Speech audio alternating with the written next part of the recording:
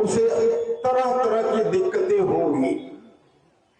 खासतौर पर मुस्लिम समाज, पिछड़ा वर्ग, दलित वर्ग ये कमजोर है, बहुत जागरूक राजनीतिक तौर पर नहीं है। दोस्तों, उत्तर प्रदेश के विधानसभा चुनाव अब दूर नहीं है। तमाम राजनीतिक दलों ने तैयारियां शुरू कर दी हैं और इसी कड़ी में पीस पार्टी भी पूरी तरीके से एक्टिव है। पीस पार्टी का संत कबीर नगर में एक महासम्मेलन हुआ है। इस दौरान पीस पार्टी के तमाम कार्यकर्ता मौजूद रहे। राष्ट्रीय अध्यक्ष जो हैं डॉक्टर मोहम्मद अयूब, वो भी मौजूद रहे।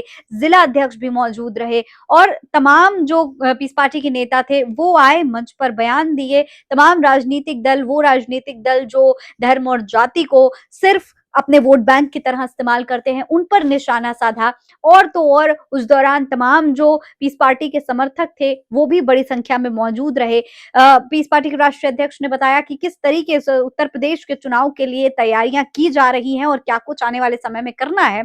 वो सब कुछ आज के इस महासम्मेलन में बताया गया है। तो क्या कुछ हुआ, किस तरीके से पीस पार्टी तैयारी कर रही है और राजनीतिक दल चाहे वो भारतीय जनता पार्टी हो, चाहे वो समाजवादी पार्टी हो, चाहे वो बहुजन समाज पार्टी हो, किस तरीके से सबको घेरने का काम आज पीस पार्टी के राष्ट्रीय अध्यक्ष ने किया, सब कुछ बताएंगे आज के इस वीडियो में विस्तार से। इसलिए वीडियो को पूरा जरूर देखिएगा। सलाम नमस्ते, मेरा नाम फरीन अंसारी है और ये खबर आप मेरे official channel Fareen Ansari official पर देख रहे हैं।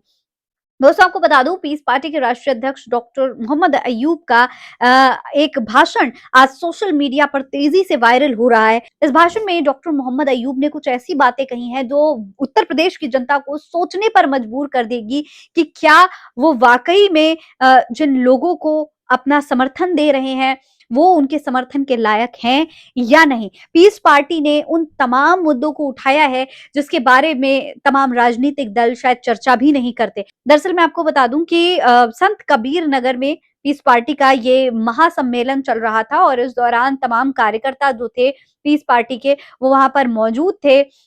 राष्ट्रीय अध्यक्ष डॉक्टर मोहम्मद अयूब भी मंच पर आए और उन्होंने जनता से कई अहम बातें कही। उन्होंने क्या कुछ कहा, आप भी सुनिए। इस देश का नागरिक बने रहने के लिए, अपने हक अधिकार को पाने के लिए ये दोनों चीजें निहायत जरूरी है। जो इससे छूट जाएगा उसे तरह तरह की दिक्कतें होंगी। खासतौर पर मुस्लिम समाज, पिछड़ा वर्ग, दलित वर्ग ये कमजोर है, बहुत जागरूक राजनीतिक तौर पर नहीं है।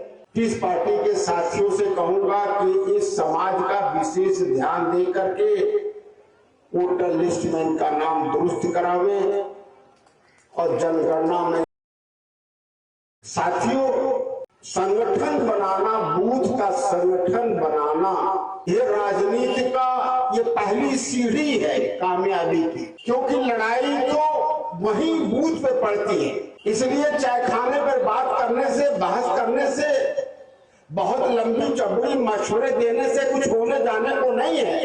किसी को हराने जिताने से हमारे मामले का हल नहीं होगा, क्योंकि वोट बूथ पर पड़ता है।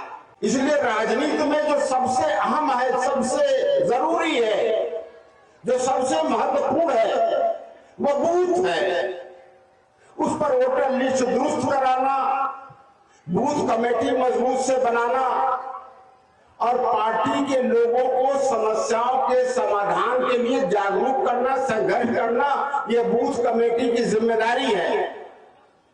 अब विधानसभा कमेटी और जिला कमेटी की ये जिम्मेदारी है कि जो उनकी समस्याएं हैं उसके समाधान के लिए अधिकारियों से, शासन प्रशासन से बात करें, उनके लिए संघर्ष करें। ये राजनीतिक व्यवस्था इस देश की है। जो भी समाज इस राजनीतिक व्यवस्था में अलग थलग पड़ जाएगा, खुद नहीं करेगा बल्कि दूसरे पर भरोसा करेगा, वो समाज गुलाम बन करके ही रहेगा। मैं बार बार कहता हूं कि इस देश में धर्म और जाति की लड़ाई नहीं है। इस देश में अगड़े पिछड़े दलित सवर्ण की लड़ाई नहीं है।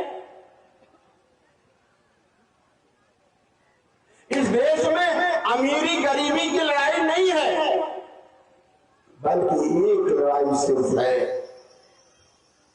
वो कौन सत्ता में रहेगा और कौन सत्ता से बाहर रहेगा। लड़ाई सिर्फ सत्ता की है।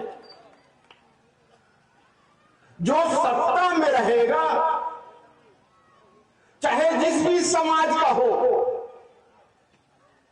उसका समाज सबल होगा, ताकतवर होगा, सफल होगा और उसी समाज को नौकरी मिलेगी, उसी को ठेका पट्टा मिलेगा, उसी को अधिकार मिलेगा, उसी का सम्मान होगा और उसी का धर्म भी राज करेगा। जो समाज सत्ता से बाहर रहेगा, वो समाज गुलाम बनकर के रहने को मजबूर होगा, उसका शोषण होगा, उत्पीड़न होगा, उसके साथ अन्याय होगा, उसको न्याय नहीं मिल सकता। इसलिए साथियों, बात बिल्कुल साफ है। मैं अपने नौजवान साथियों से कहूंगा कि आखिर वो पीस पार्टी की राजनीति क्यों करें। वो पीस पार्टी की राजनीति इसलिए करें कि आपका भविष्य उसी के साथ है। अगर पीस पार्टी राजनीति करके मजबूत होकर के सरकार बनाती है या सरकार में हिस्सेदार बनती है, तभी आपको नौकरी मिलेगा, तभी आपको ठेका पट्टा मिलेगा, तभी आपको समाज में सम्मान मिलेगा, तभी मिलेगा, वरना मिलने को नहीं है। कुछ हमारे नौजवान साथी कहते हैं कि अखिलेश भैया तुम पर जवानी कुर्बान। अरे जवानी नहीं, अपनी नानी को भी कुर्बान कर दो तो वहां कुछ होने जाने को नहीं है। तो देखा आपने, पीस पार्टी के राष्ट्रीय अध्यक्ष ने सीधे सीधे भारतीय जनता पार्टी के साथ साथ समाजवादी पार्टी, बहुजन समाज पार्टी और वो तमाम राजनीतिक दल जो धर्म और जाति का इस्तेमाल करते हैं सत्ता में आने के लिए, उन पर निशाना साधा है। उनका कहना है कि भाई जब समाजवादी पार्टी सत्ता में आई तो सिर्फ और सिर्फ यादवों को फायदा पहुंचाने का काम किया गया। इसके अलावा जब बहुजन समाज पार्टी सत्ता में आई तो सिर्फ और सिर्फ चमार भाइयों को फायदा पहुंचाने का काम किया गया। बीजेपी सत्ता में है तो ब्राह्मणों को फायदा पहुंचाने का काम कर रही है।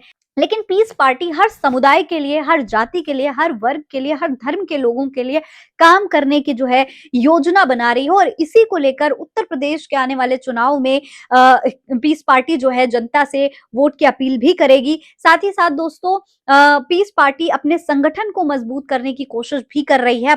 अपने कार्यकर्ताओं को जमीनी तौर पर मजबूत करने के लिए भी पीस पार्टी के राष्ट्रीय अध्यक्ष ने लोगों का, अपने कार्यकर्ताओं का, अपने समर्थकों का हौसला बढ़ाया। सिर्फ इतना ही नहीं, पीस पार्टी के जिलाध्यक्ष भी इस मौके पर मौजूद रहे। तो दोस्तों, अब उत्तर प्रदेश के विधानसभा चुनाव के लिए पीस पार्टी तमाम राजनीतिक दलों को टक्कर देने के लिए हर तरीके से कोशिश में लगी हुई है। इस पूरे मामले पर आप क्या कहेंगे, कमेंट बॉक्स में लिखकर हमें जरूर बताइएगा। फिलहाल इस खबर में इतना ही। जय हिंद, जय भारत।